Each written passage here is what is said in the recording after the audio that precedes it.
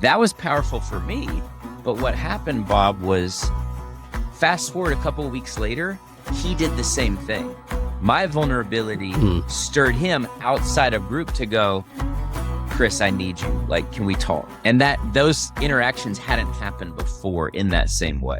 And so leading with vulnerability in meetings and even outside of meetings, just being real and authentic. Yeah. I think that really helps foster what we're talking about with gospel communities.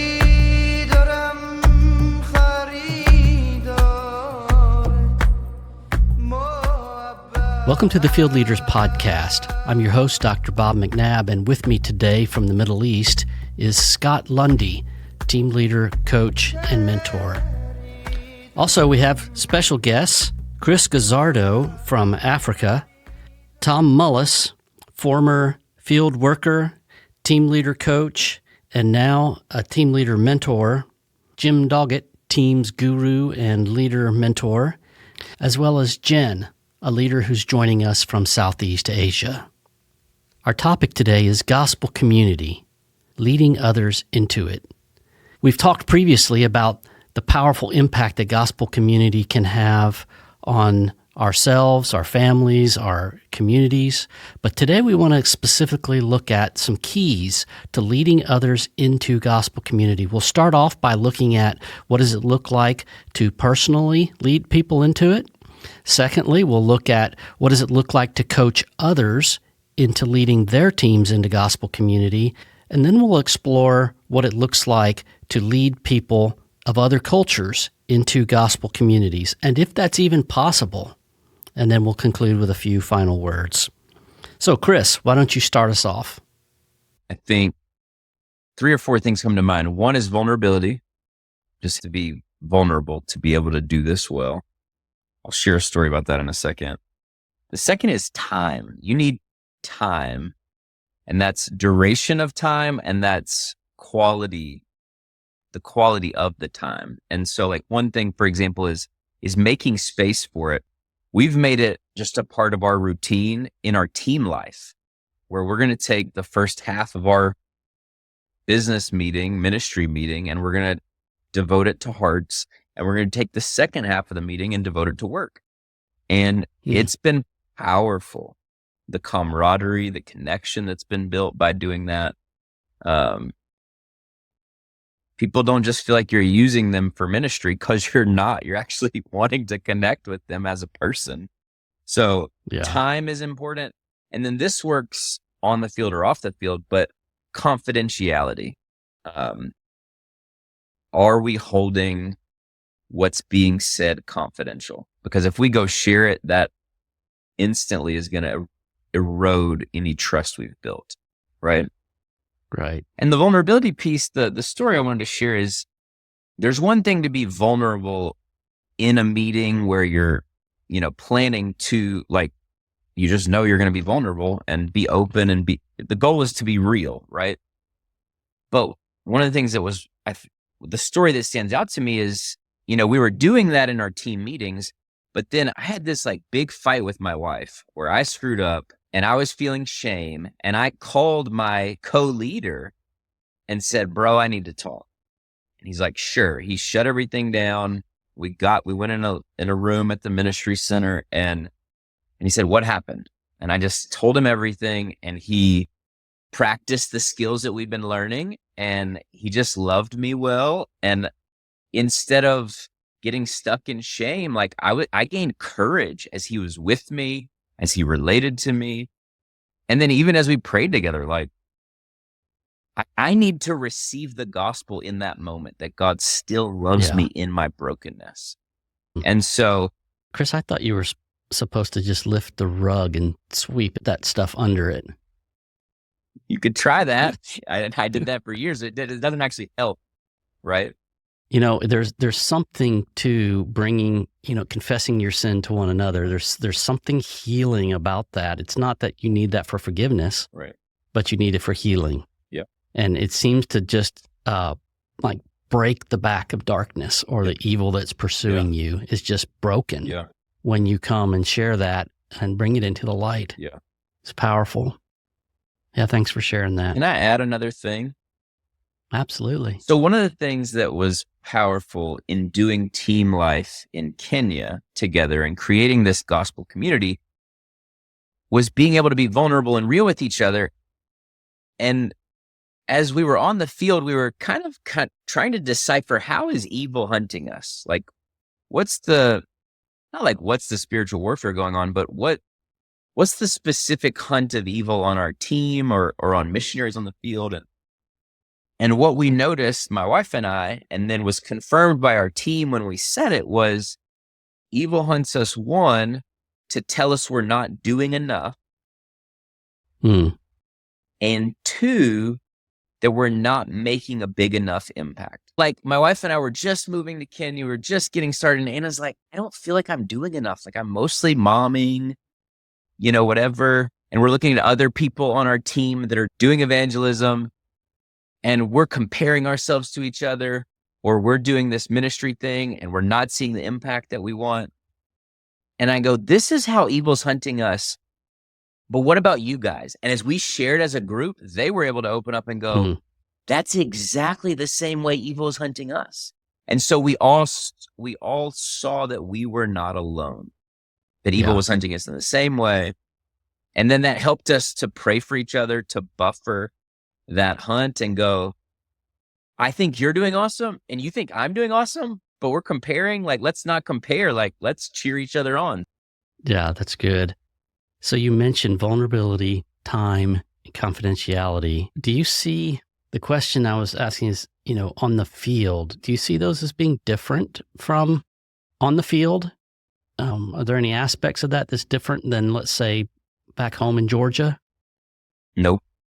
Except I think it's harder to be vulnerable on the field, because what if I get pulled from the field?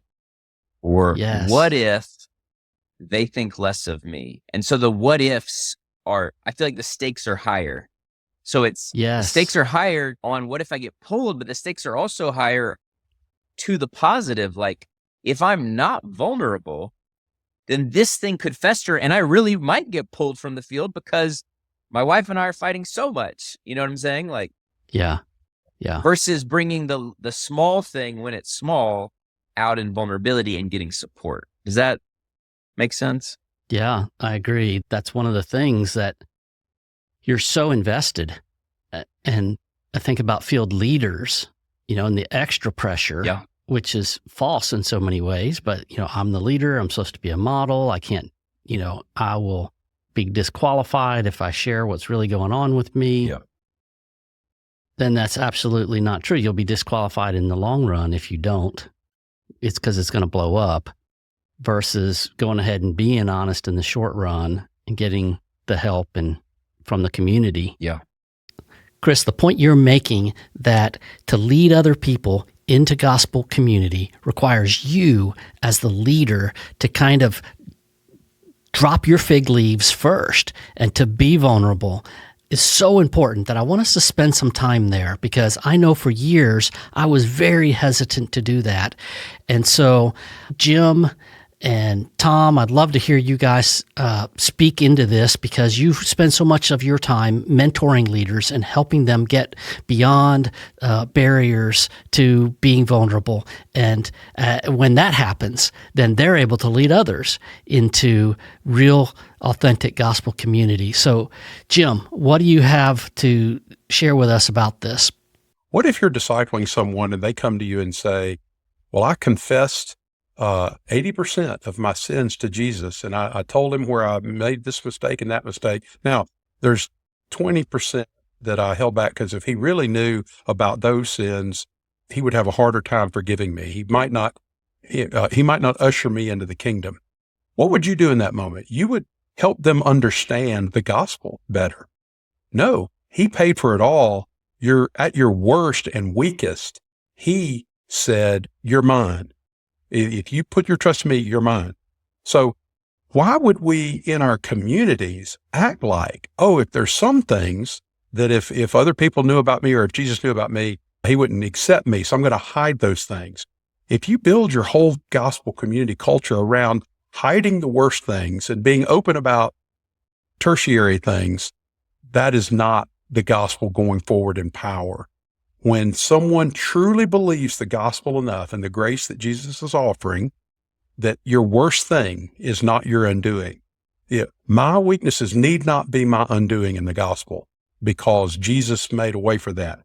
If that's true in our vertical relationship with Jesus, why do we not also say it should be true in our horizontal relationship with our teammates and peers? I understand why I might not put my worst things in my newsletter, but I need somebody around me that I can even demonstrate that I believe the gospel this much, that thing that I struggled with, I'm going to let you know about it. And that's where the transformation can actually happen, is when we're totally repentant and not holding anything back. Yeah, I think it brings up a great point, Bob, about vulnerability and what even is that. A lot of times people will be transparent, but not vulnerable. And the way I think about the difference is transparent is something that I'm being honest about that's happened in the past, but I kind of have it wrapped up in a nice bow. I've been through that. I can almost give you teaching points, right? And that's transparency, but that's not vulnerability at all. Vulnerability is when you lead into what's happening in the moment, and you're vulnerable. You can be harmed. You're coming in a vulnerable position. And so when I say vulnerability, you can be radically vulnerable and not share your deepest, darkest secrets with everyone. And so they're two different things. Some things you might just say for therapy. But I think I do have groups in my life where I come in vulnerable, like you said, and some of those are about things in my family or with my wife. And some of those might be about things on people on my team that they don't even know.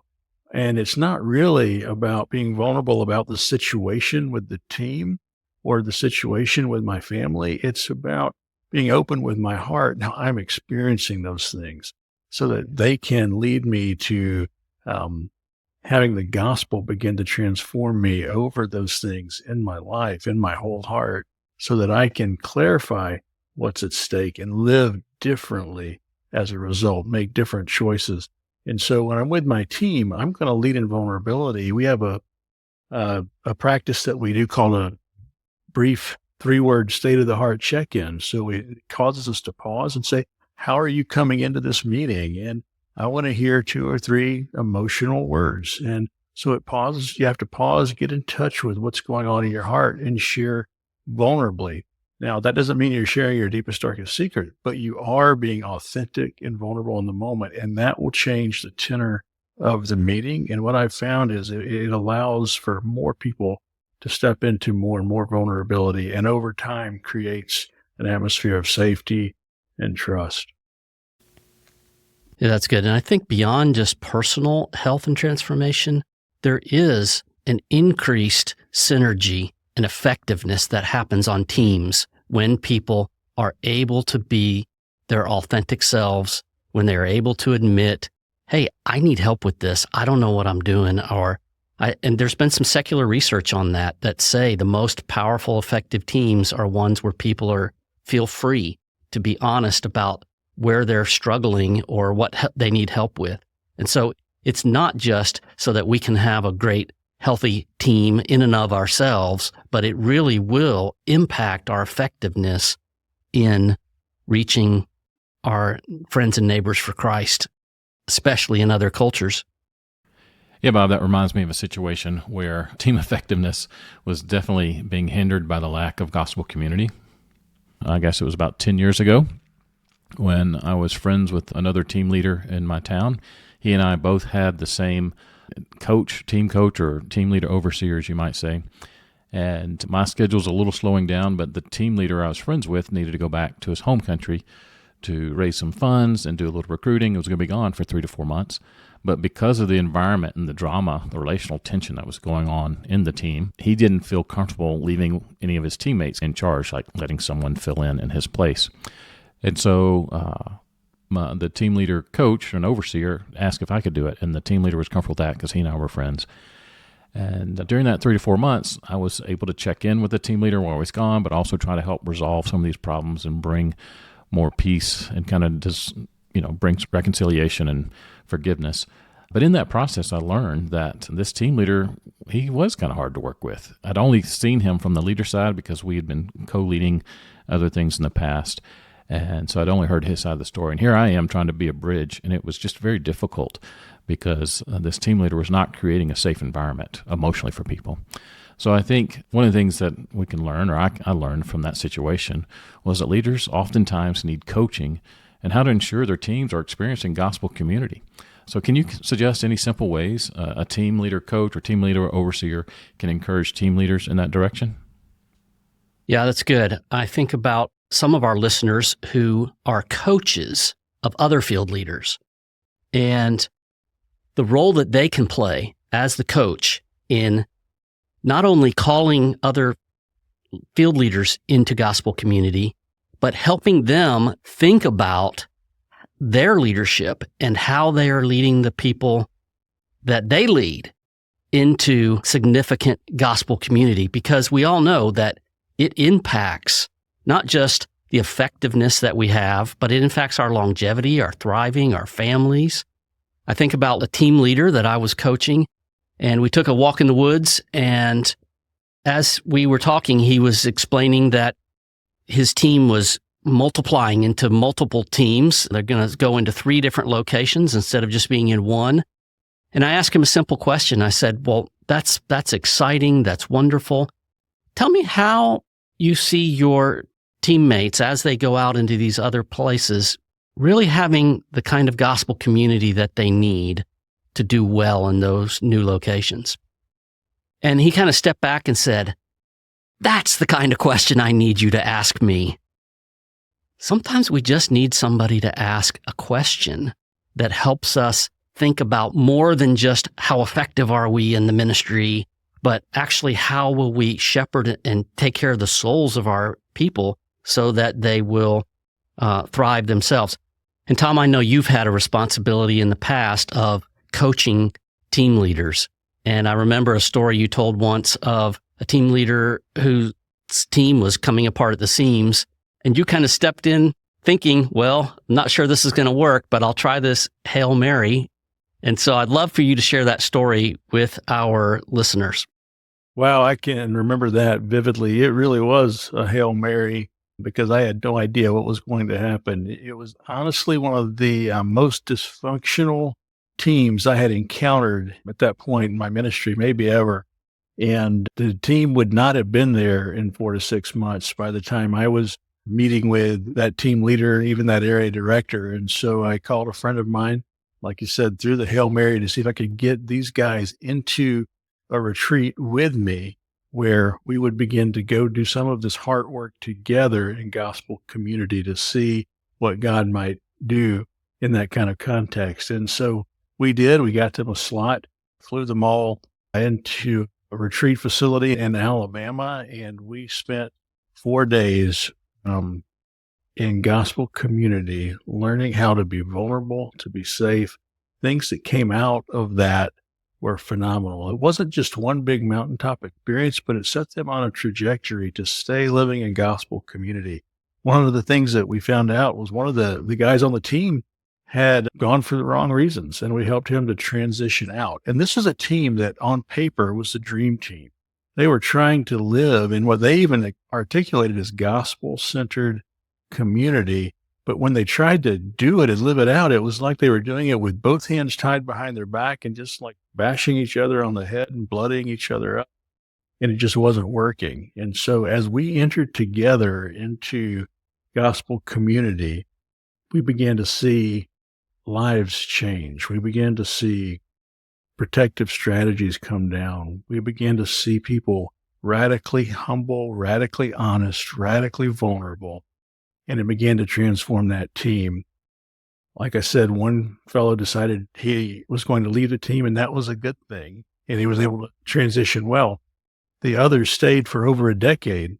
And the remarkable thing about the new dynamic nature of that team, then living in gospel community, was the ripple effect went way beyond just that team, as the nationals that they were serving came and said to them, hey, we know you're here to help us plant more churches, and we're excited about that. But whatever has happened to your team over the last 6 to 8 months, we need that. Can you help us get that?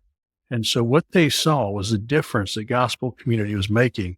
The nationals were impacted more by them living that out together than they were by anything they were there to teach them how to do.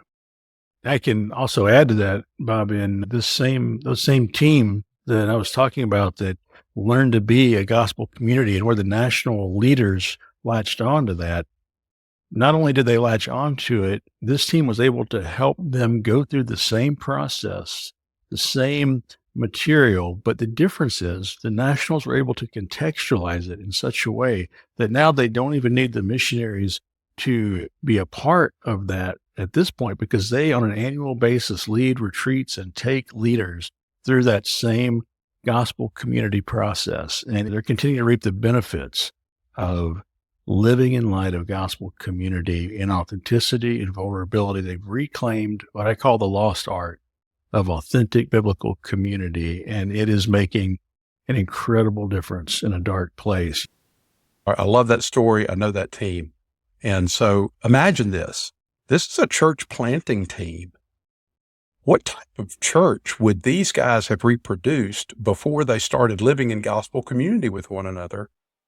Probably a works-based, you got to keep your stuff together. You can't let other people know where you're weak.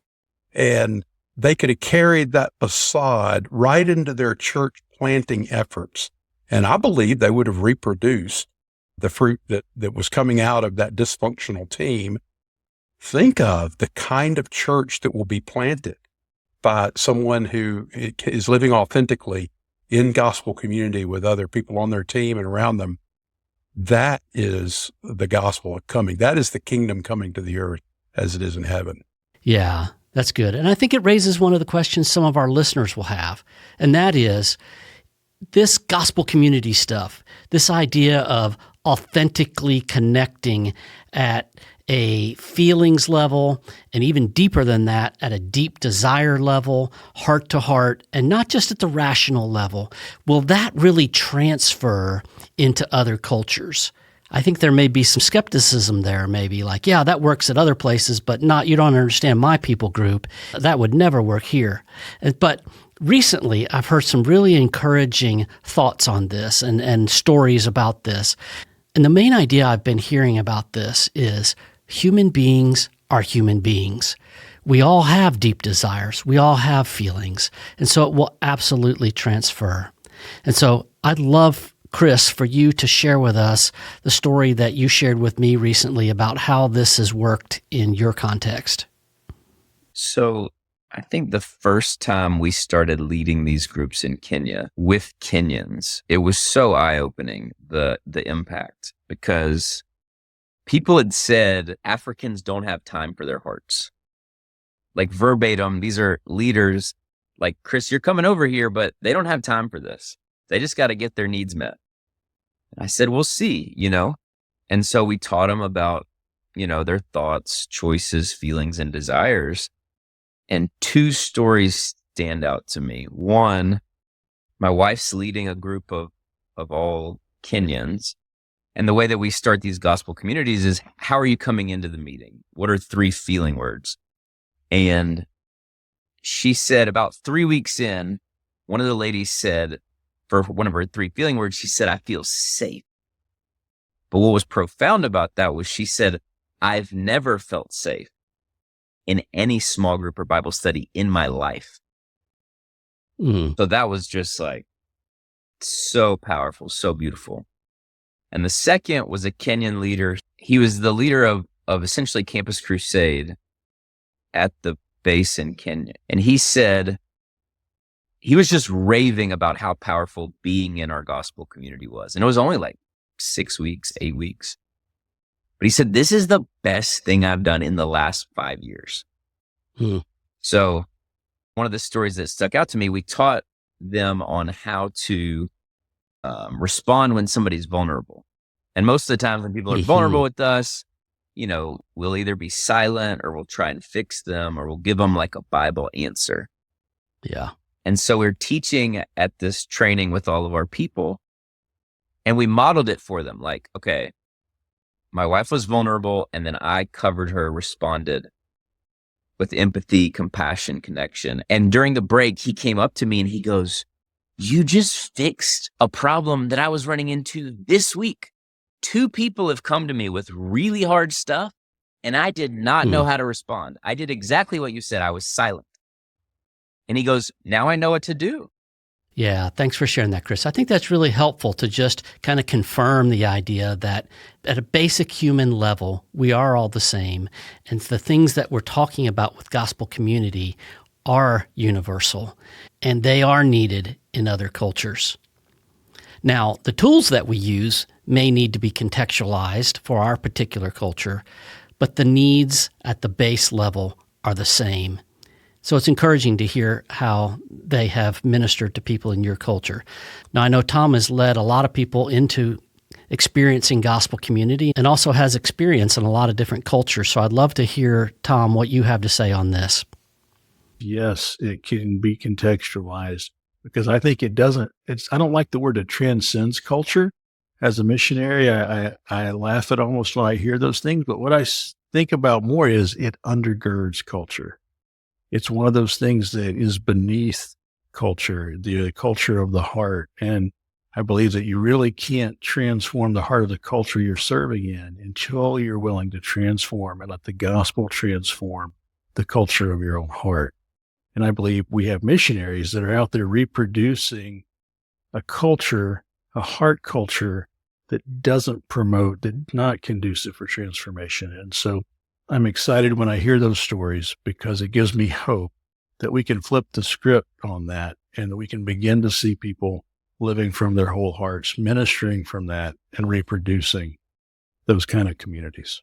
Yeah, Tom, that's good. Thanks for sharing that. And I think it's important for us to see that these basic things we're talking about, being authentic with one another, covering each other's vulnerability with grace and empathy, hearing each other's hearts and not just talking at a rational level. All of these things really are the desires of people in every culture, and it can happen. Now, it may be a bit of work. If you're in a culture where those things are really just not there, you may have to swim upstream a bit.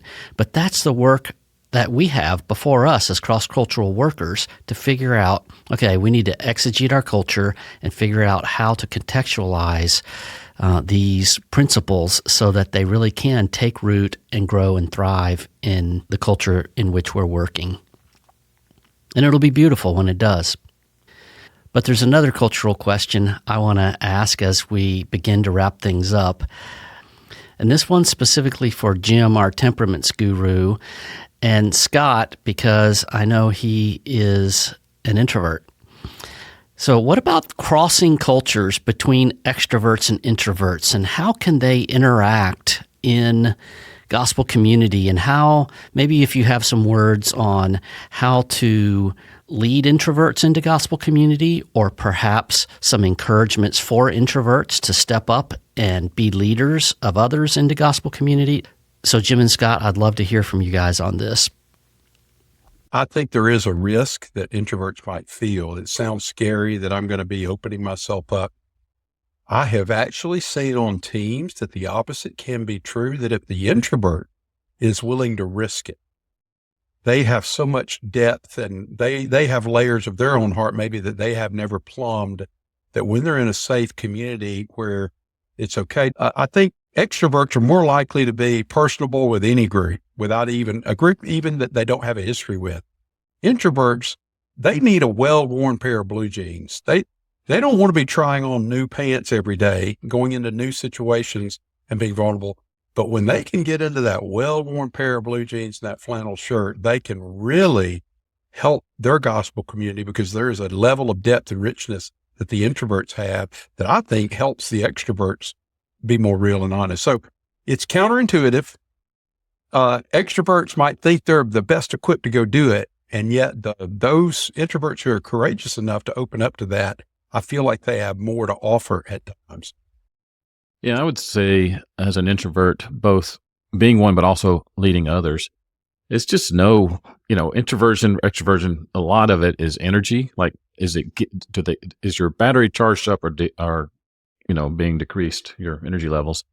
And so just be aware of that. And I know for me that the larger the group, the more likely I am to be quiet. If it gets more than 4 people, I mean, 3 is a great number for me. 4 is pretty good. Once it starts getting 5 or more, there's enough extroverts at the table that I don't ever, like, I'm waiting for someone to finish to kind of insert my thought or contribution to the conversation. And 9 times out of 10, someone's jumping in so quick, and here I am like, well, I guess I won't say that because the conversation keeps going. And so I would say, if you're going to be in gospel community, think about maybe keeping it smaller for you so you can find those spaces to contribute. And if you're leading a group, be intentional about calling out the introverts, because the introverts, like Jim has said, they've got things going on in their head. They're willing to share it, but they're kind of waiting for that opportunity to share a lot of times.